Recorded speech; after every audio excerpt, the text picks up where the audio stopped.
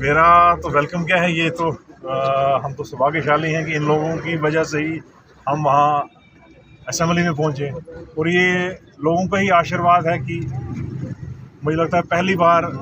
रामबन को जो है नुमाइंदगी करने का मौका मिला। जम्मू कश्मीर ही नहीं, आपके पूरे आप कहेंगे कि हिंदुस्तान की नुमाइंदगी करने का मौका मिला हमें उस मुल्क में जहाँ जिसको हम डेमोक्रेसी का वो कहते हैं मदर ऑफ डेमोक्रेसी अमेरिका में। तो ये हमारे लिए बड़ी खुशनसीबी, और मैं कहता हूँ कि मैं बड़ा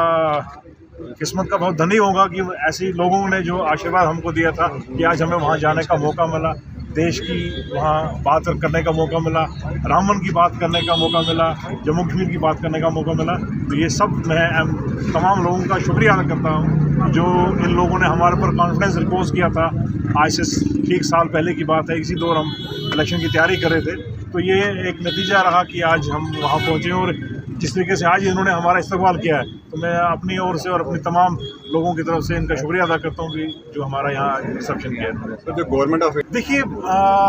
NLC वहाँ पर national conference of legislative council जो अमेरिका की सबसे बड़ी एक कॉन्फ्रेंस है, वहाँ हर साल जो है वहाँ कई सारे इश्यूज़ पर किस तरीके से बदलता दुनिया में माहौल बन रहा है और किस तरीके से जमहूरियत जो है, जमहूरी डायनामिक्स कैसे बदलते हैं, तो वहाँ पर कॉन्फ्रेंस होती है। और हिंदुस्तान भर से जो है पहली बार जो है हिंदुस्तान का तरफ से तकरीबन 123 MLA जो है वहाँ पर उन्होंने शिरकत की, और जम्मू कश्मीर से भी 2-3 लोग थे। अपनी तंजीम का मैं तो शुक्रिया अदा करता हूँ, उमर साहब का, पार्टी की क़यादत,